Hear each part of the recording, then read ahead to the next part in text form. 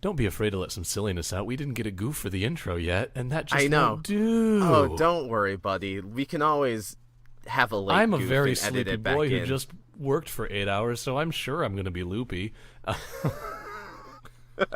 Maybe Is that that was it? It might be.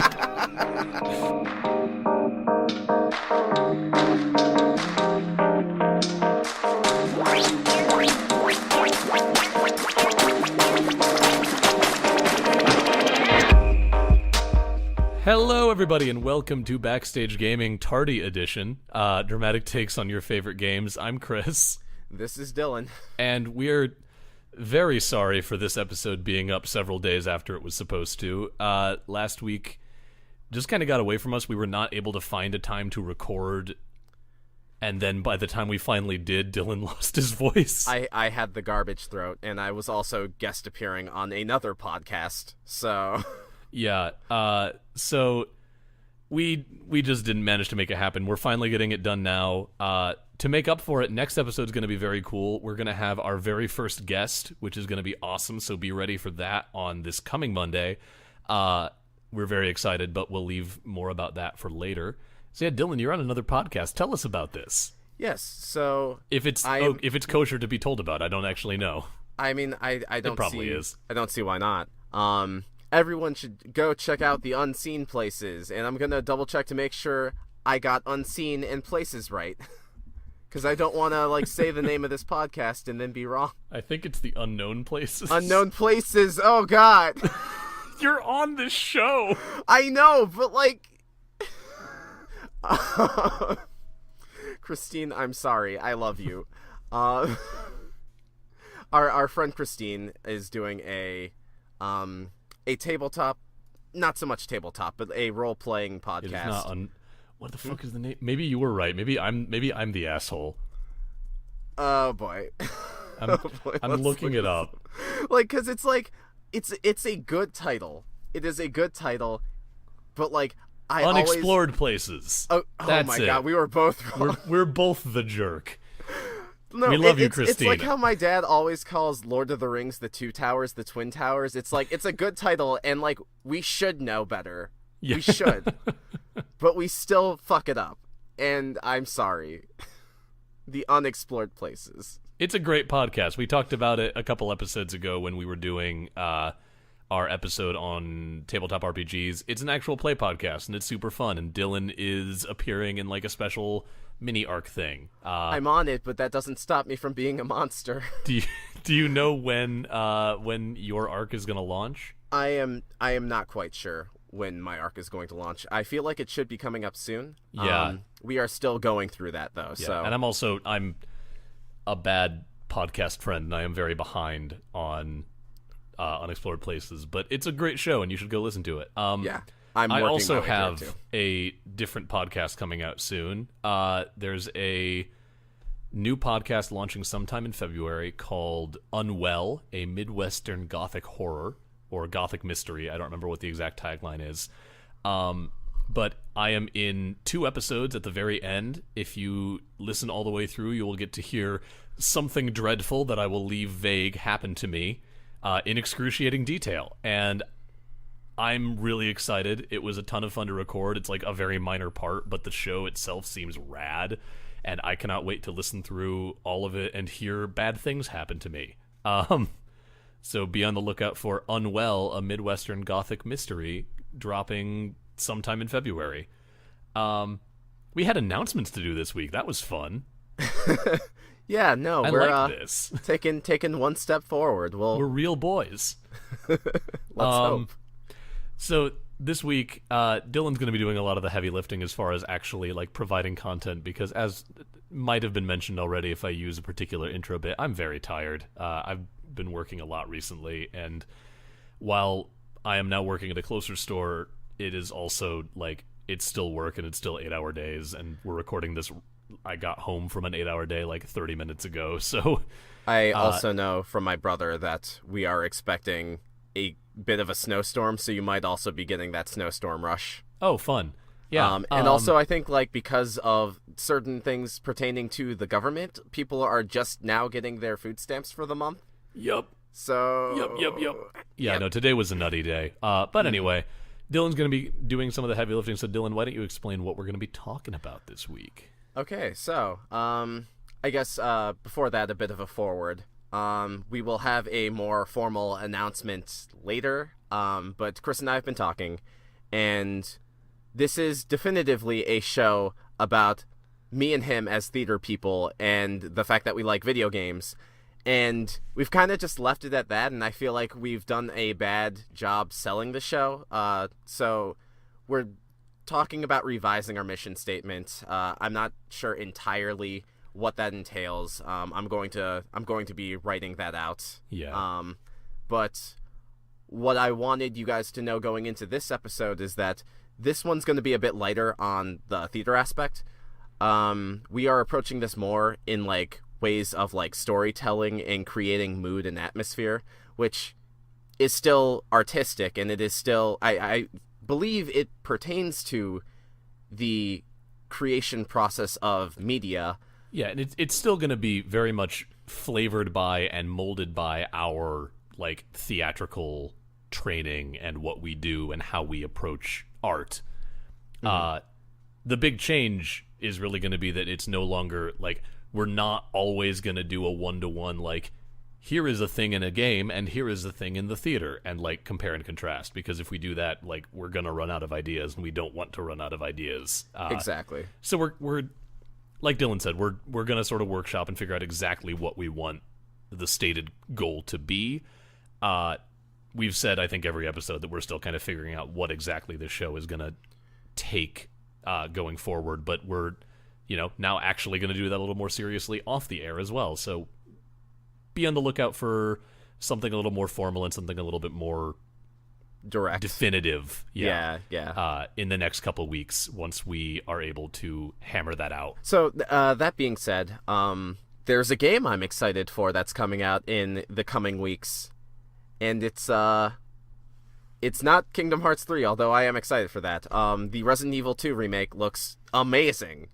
And it looks really good. I'm not even a Resident Evil fan, and this game looks really good. In excitement and anticipation for this, I was playing through the original Resident Evil 2 on the PlayStation 1 with one of my good friends, and he had never played it before. His entire experience with Resident Evil has been through Resident Evil 4 and the Resident Evil remake on the...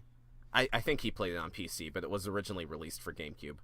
And so I was just kind of, as we were playing this game together, I was kind of thinking about, and this is going to be kind of an echo of our original episode, but hopefully much more focused. Don't set us up for success that hard.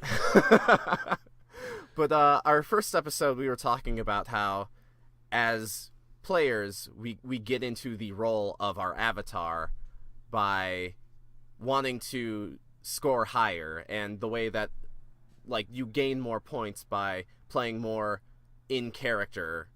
And so to kind of do the inverse of that, I want to talk about how I really like how Resident Evil does the opposite idea very well, of instead of you kind of going above and beyond to get more points, you are doing everything you can to avoid losing resources. So I think in the first episode we talked about this a little bit with Fire Emblem, and how a lot of Fire Emblem is thinking like, what am I risking versus what can I get out of a risky gambit. Resident Evil I think goes a step farther, because it's more than just like the tactical feel of like it goes beyond like risk and reward from like a purely strategic perspective. Resident Evil does risk and reward from a tone perspective. Mm-hmm.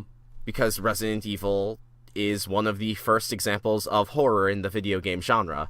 And one of the things that I dig about this sort of thread that we're taking is we're still talking about the same idea that we had in that first episode, where like, we talked about how if you're playing Sonic the Hedgehog and you're working on like finding the fastest routes and beating your best times, that is in a way kind of getting in character for Sonic, where in something like Resident Evil, where you have very limited storage capacity, very limited ammunition, and you're in this dark, foreboding environment where, like, you never know how much you're going to need.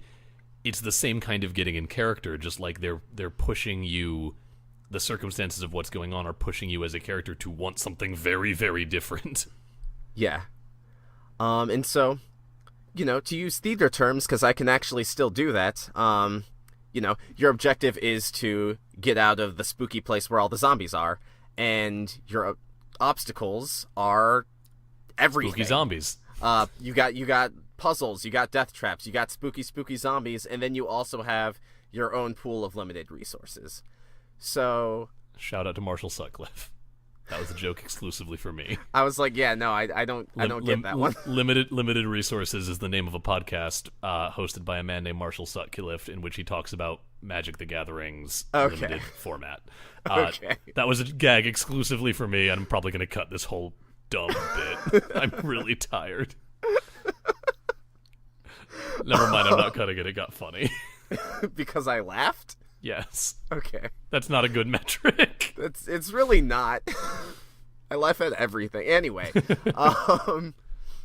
the cool thing about the original Resident Evil 2, the original Resident Evil trilogy on PlayStation 1 is, like I said earlier, like, your resources are very limited. There is a finite number of I want to say there's a finite number of everything in those games. And so what that means is you as the player have to know, like, okay, what is my route through this mansion? I have this key that I know unlocks this door in this area. You know what I just realized? I just realized we didn't actually establish what Resident Evil is. But, like, I feel like it's... Dylan, what's Resident Evil? I'm glad you asked. Buttery smooth. Resident Evil is a series of games that take place in, usually a zombie apocalypse, or at least zombies have run over a city or mansion or prison island. It varies from game to game. Or Africa. Or, well, they're not zombies, but let's not get there. Yeah. Let's not go there to Africa. Resident Evil 5 is bad. Resident Evil 5 is fine. It's just kind of tasteless. But anyway, so at least classic Resident Evil is about you are in this location where you have limited resources and basically everything is dangerous and wants you dead.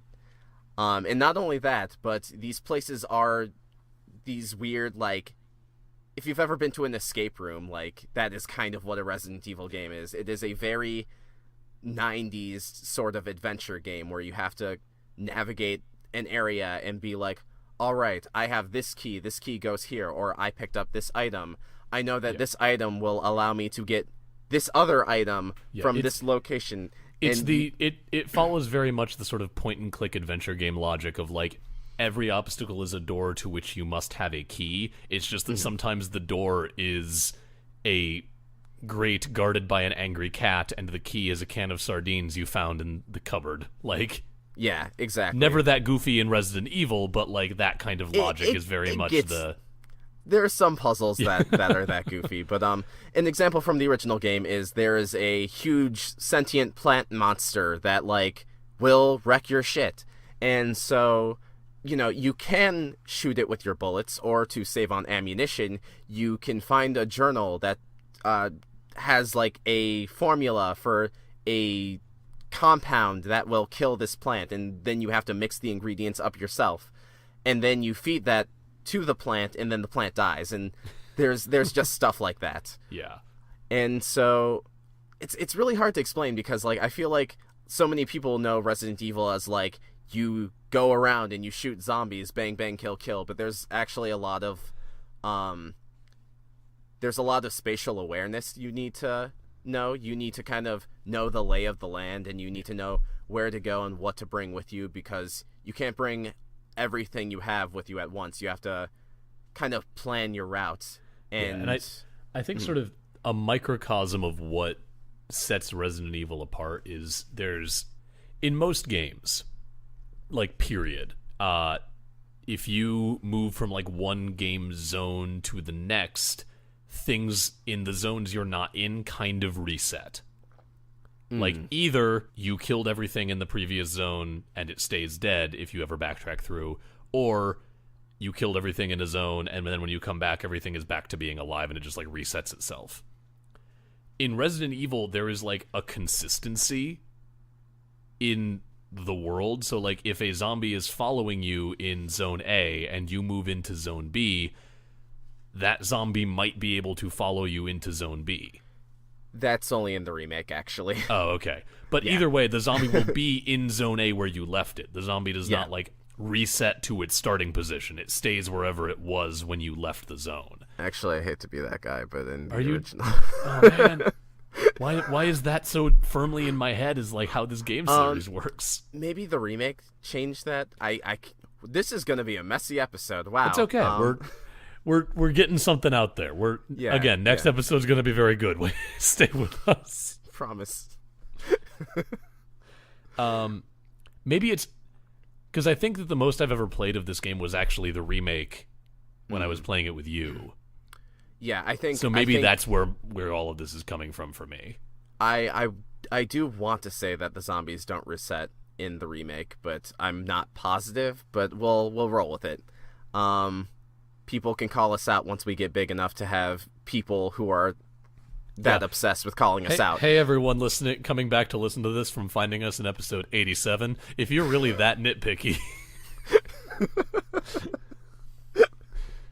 then I'm glad you're listening, and thank you for following. Please subscribe.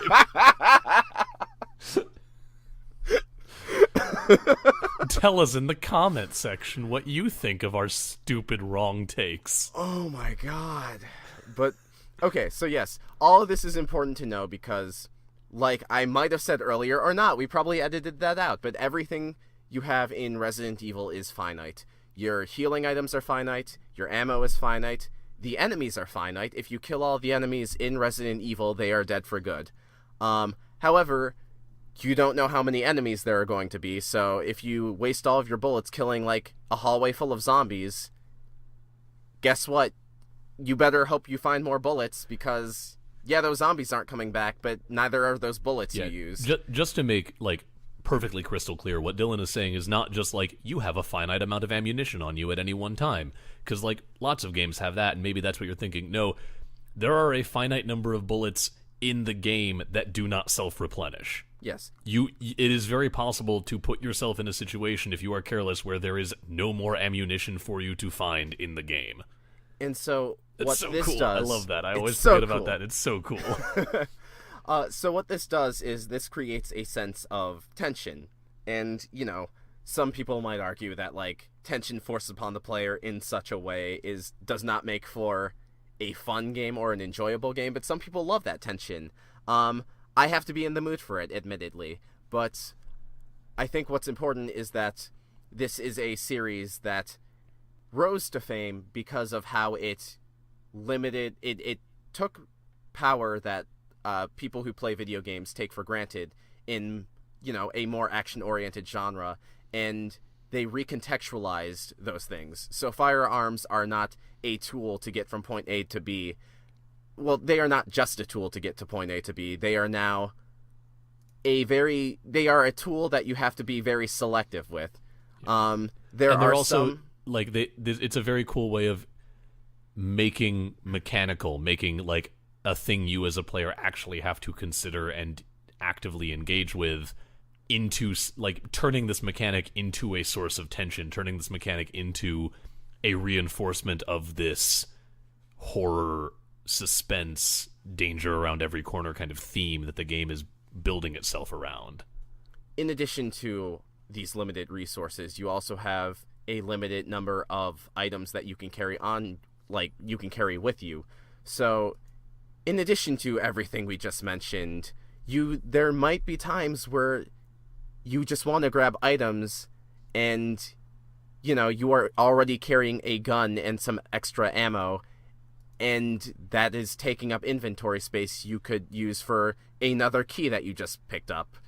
And so a huge thing about Resident Evil is knowing if you've come across zombies before and you didn't kill them, you need to ask yourself, am I ready to go back through this hallway? If you're running low on ammo, you have to think, what should I use? What's left of my damage output? What should I save that for? What should I use that on? How many bosses am I going to run into? What monstrosities are these bosses? And so, in old classic Resident Evil, on top of this, you are also, the original Resident Evil games have these very fixed camera angles on these pre-rendered backgrounds, which is to say they are illustrations that you're running on, which is hard to envision, I imagine, but if you see a Resident Evil game on the PS1 running in motion, you'll get what I mean.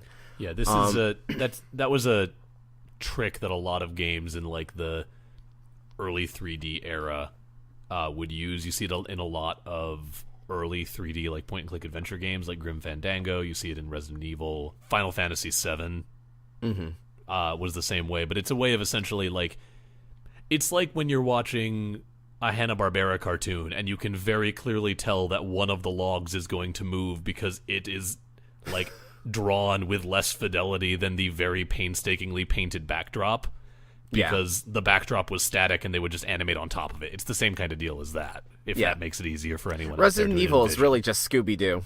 It's not that. Scooby Doo with guns. Scooby Doo with guns and death. And body horror. So I wanted to just say, so the live-action Scooby-Doo movie, but that, like, if you consider peeling Rowan Atkinson's face away to reveal a bad robot, then I guess that's body horror. That was body horror. Also, like, weren't the monsters, like, mutated humans or something? I don't remember enough. I think so. They were these CGI monstrosities. Like, God, they were what a weird move. Anyway.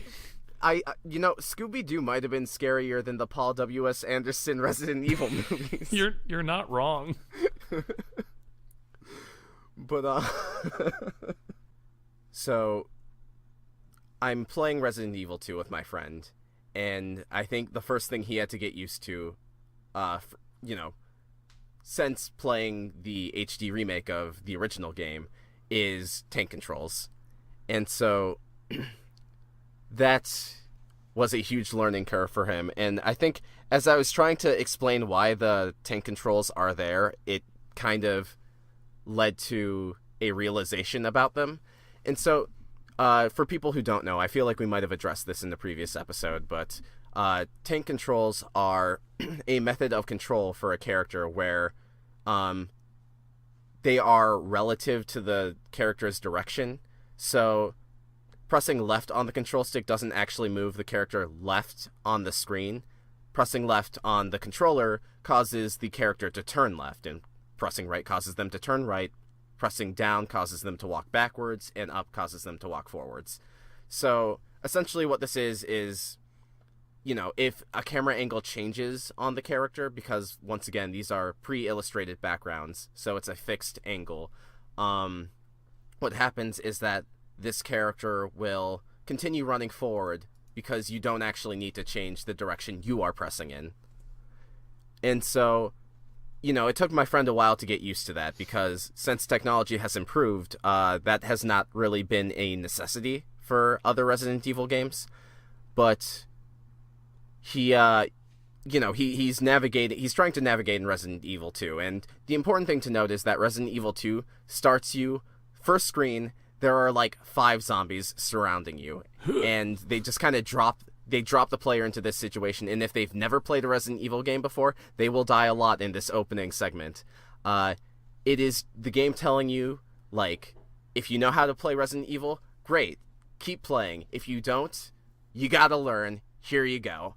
And so he was getting frustrated, but I basically explained to him that the cool thing about tank controls, and I think the one reason why I don't hate them, even if they are antiquated by today's standards, we'll talk about that a little bit more later.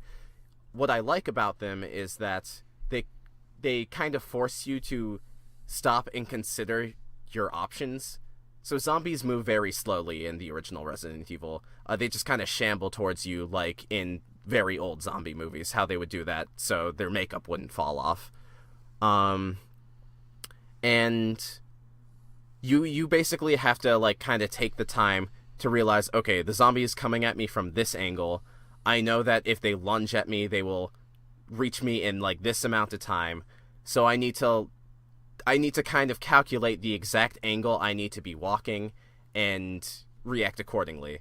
And so I think that kind of informs the player of how they need to approach this. This isn't a game where you can kind of just blast your way through a zombie apocalypse. This is a game where you kind of need to take your time and consider and not succumb to pressure, even as, like, a horde of zombies are coming on to you.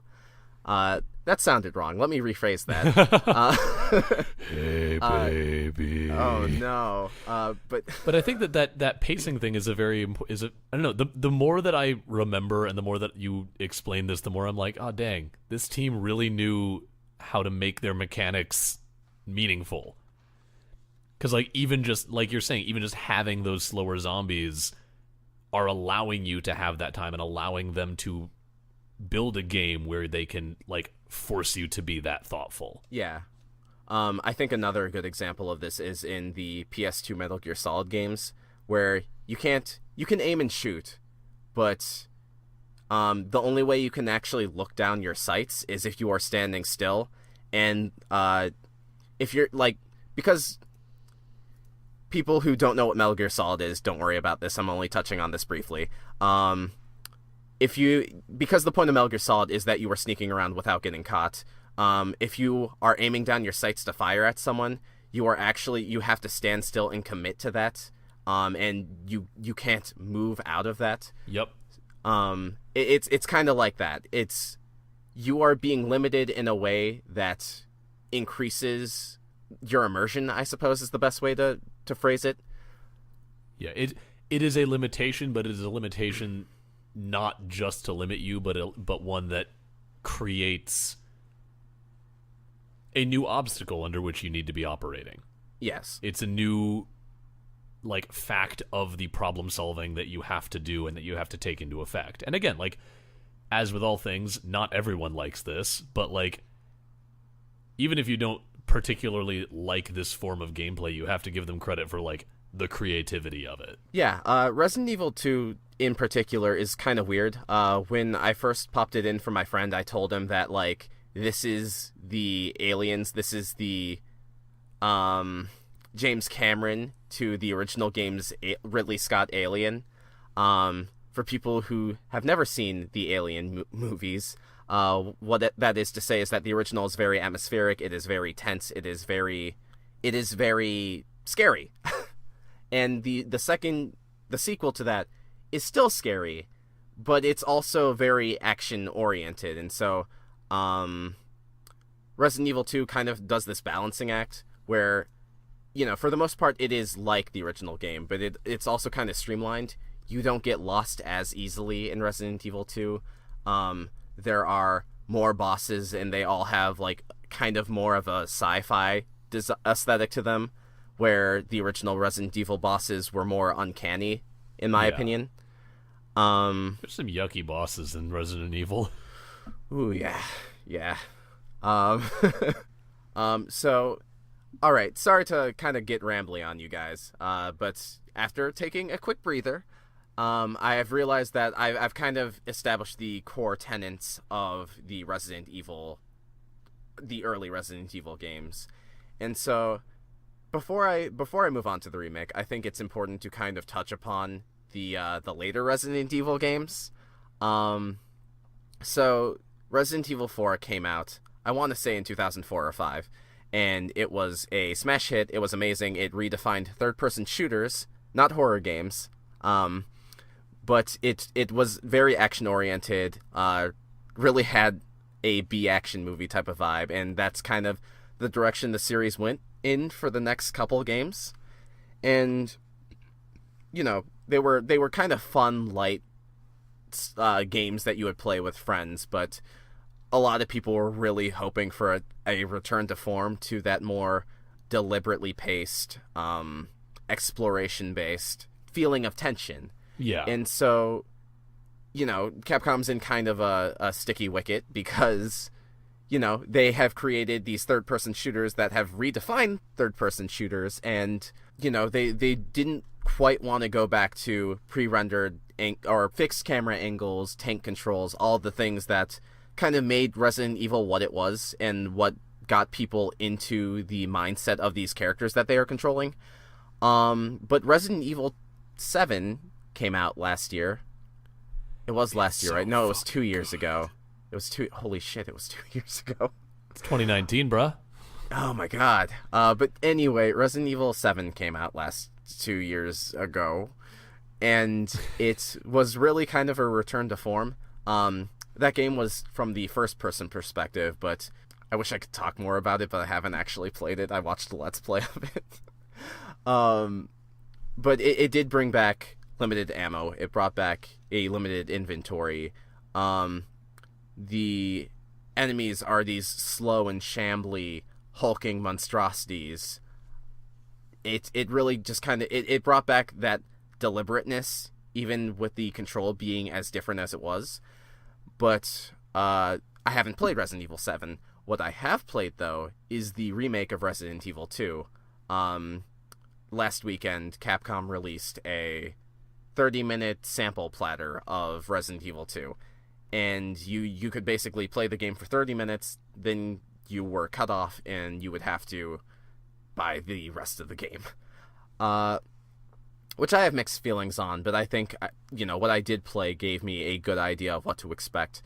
So this game's really exciting because I love the high-octane third-person shooter Resident Evils, but what this upcoming Resident Evil 2 does is that it has the third-person camera angle, but it brings the deliberateness back by making the shooting awkward, and that sounds like that could be a bad thing, but considering the genre that they are going for, you can...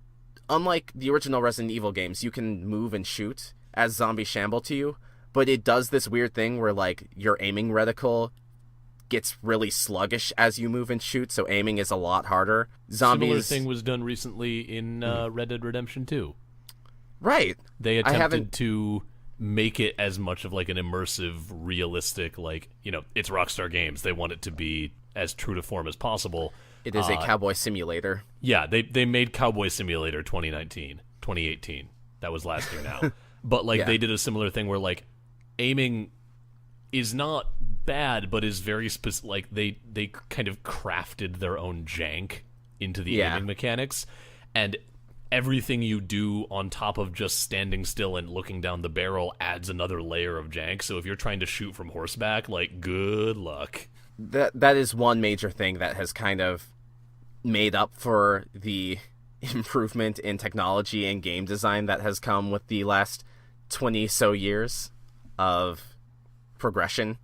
And I think what I really like about this, though, is that it still has come back to the slower, more deliberate style of those old games. You are exploring a police station. Resident Evil 2 takes place in a police station, not a mansion. A police station designed by moon men. It's true. There's a whole lot of lore there that I will not get into for the sake of this podcast and brevity. But I think it's actually a repurposed museum. Designed by moon men. Designed by moon men, yes. The core thing about this game is that shooting is awkward. And I guess that kind of makes up for, the fact that, movement is very much improved. But also zombies take a lot of hits to kill. So that's the trade-off. Instead of, being more action-y, in the action-oriented Resident Evils, there was a certain level of satisfaction that came to shooting a zombie, which I realize is concerning in its own right, but just stick with me for a second. Mm-hmm. In Resident Evil 2, or Resident Evil 2 Remake, there is a feeling of, when you shoot them, their limbs will kind of, just kind of dangle from where you shot them, and, there's a lot of oozing and grossness. Yum, yum. It's terrible. It's terrible. It makes shooting them feel like, it's a visceral punishment on my psyche. And there's this feeling of every time you shoot them, you are not slowing them down at all, and it really feels like what you are attacking isn't human. and that creates fear in its own right. In every Resident Evil game prior to that, even, I would argue, the original games, you shoot a zombie, they will recoil, and that was a strategy for getting around them. That is not the case. So it's almost like you are, even though you have more control over what you are doing as a player in this simulated space, you can, like, the strategies that kept you safe are not as reliable as they were in previous games. And so I think it is cool that they are able to recreate this feeling of desperation by taking what has become familiar and rendering it alien. So you're less able to, like, I know exactly how to handle, like, I've played this game 5 times. I know exactly what I need and how many bullets I need to get through this hallway if things go right. You can no longer rely on that level of, like, certainty on repeat playthroughs is what you're saying, kind of. Yeah. I think that. That's so cool. I think the best example that I can possibly say is that in old Resident Evil games, you could tell that a zombie was dead for good when they lie on the floor and blood starts pooling out from under them. Because otherwise they might be lying on the floor, but they might actually be alive and, like, bite your leg if you get too close. Zombies in the remake don't have that tell. Like, if they start bleeding, they can get back up. They might actually, like, simulate being dead. You leave the room, you come back, they are still alive. God, I don't know if this is something they've coded in, but I want the very horror movie moment of, like, you kill the zombie, you go, you do some stuff, you come back to the room where you killed that zombie, and it's just not there. Like, it's just gone. Well, I mean, like, in Resident Evil games, when you kill a zombie for good, they despawn. I know, but I'm imagining a world where that doesn't happen. I want to play this remake. Again, like, I'm not the biggest Resident Evil person. I've never been, like, let me back up. I like horror as a genre. I think horror is fascinating. I think horror, like, whether it's film or games or whatever, there's a lot that you can learn from watching good examples or consuming good examples of horror media. Mm-hmm. There's a lot that's done to create that particular response in people well. That's really cool and very fun, but the act of the consuming is not fun for me. Yeah, no, I feel that. I actually don't watch or play a whole lot of horror myself. One of my favorite movies that came out in the past 5 or so years was The Babadook. Watching The Babadook was one of the worst 2 hours of my life. Afterwards, I love it, and I love, like, being able to think back on that movie and all of the things that it did to make it the worst 2 hours of my life were really cool. And I like that. And this conversation is giving me that feeling that I know that I'm probably going to go and I'm going to get Resident Evil 2's remake, and then I'm never going to play it. Okay. I will say you should at least try Resident Evil 2's remake. I know that it will have different difficulty settings. I feel like they are easier to get into than the older games, just because the remake will play like a third-person shooter. Oh, so I'm not worried about the difficulty settings. I'm worried about the very, very, very, very, very tight nature that my butthole will take the minute the startup screen appears, and will not relieve itself until many hours after I stop playing. Well, I guess this is something you should consider and you know, unfortunately, this is something that the older games, I feel like, will do better than the newer games. But, like, there is a beautiful level of cheese to all of the old Resident Evil games that I do want to believe will be present in Resident Evil 2 just because the original game's story was so batshit insane. I'm hoping it's not like, it's the old game, but now it's serious. I hope it keeps that level of camp, because, like, in addition to, like, being these scary horror games, they've always kind of had the DNA of really campy B action movies to them, and I think it's that balance that makes them fun. It does provide a appealing. Nice palate cleanse. Yeah, that's what makes them appealing to me. I don't think, because, like, I cannot play a game like Amnesia: The Dark Descent. That is, like, too oppressive to me. But, like, I've always loved Resident Evil because it's, like, you are playing as a schlocky B action hero who is stuck in a zombie apocalypse, and you know. Yeah, if Amnesia: The Dark Descent is the Babadook, the Resident Evil, like the early Resident Evil games are like Evil Dead. Yeah, I think that's the best way to like put there's it. genuine moments of effective horror there, but it's also willing to be goofy and willing to have fun with itself. Yeah.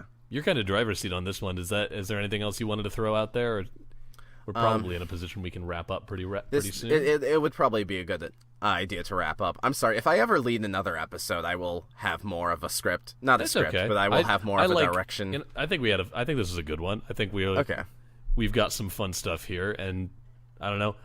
I enjoy listening to people talk about shit that they're excited about, and that's what I just got to do with my friend, and like throw in my own 2 cents every now and then. So I feel that this was fun for me.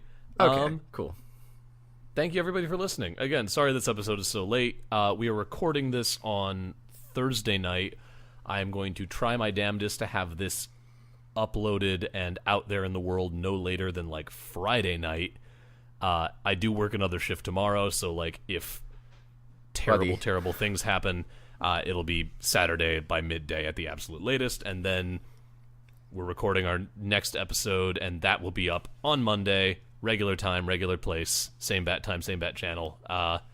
So thank you for being patient with us. We hope that this one is fun, and like we said at the beginning, we're going to sort of get that new mission statement out there in the next couple of weeks once we've had more time to brainstorm that and, workshop it together. Yeah. Thank you all for listening to Backstage Gaming Tardy Edition. We really appreciate you coming and listening, and we would very much appreciate you sharing the word and spreading us around all over the place. Spread some jam on that toast and spread our podcast on your friends. And I have a lot of statements to say, most of them countering all of the advice you just gave. Tell people about us. That is the way that we are going to grow, and you can, of course, do that via our various social media channels, which are... we got Facebook. I'm doing We're the doing Joey it Wheeler again. thing again. No. Our social media, we got Facebook, Twitter. Our handle is at BSG_cast. We have a YouTube. We also have a Tumblr. I will upload it. I promise you. I will update it, rather. But if you ever want to tweet about us or, any of those various wonderful things that involve hashtags, we recommend you use hashtag BSGPod. If you like our logo, not our logo, but our splash art. Splash art. Yeah, that splash works. art. That was done by our good friend Brennan French. If you like his art, you can check him out at brennanfrench.squarespace.com. That is BRENNEN-French.squarespace.com. You should also go check out our good friend BioQuery. He did our theme song, Sound Radio Volume 1 Instrumentality, and you can find him. I recently found out he's got some stuff on Spotify, which is super cool. Or you can go to the source. Listen to that. Yeah, you can go to the source at soundcloud.com/BioQuery. That's soundcloud.com/BIOQUERY. You can also find us at our website, which is bsgpod.com. That's bsgpod.com. We've got our sort of glossary of terms. We've got our episodes direct from the source. We've got bios for me and Dylan. Now that we both actually have other things going on, I might see about putting up like a, news sort of page, just for cool. Announcements of what we're up to and what other things you can look for us on. But yeah, that's our website, and I think that covers it. So thank you all for listening, and we will talk to you again real soon in like 2 to 3 days when the next episode comes out. Thanks for listening to Backstage Gaming. Bye-bye. Bye-bye now. Bye-bye.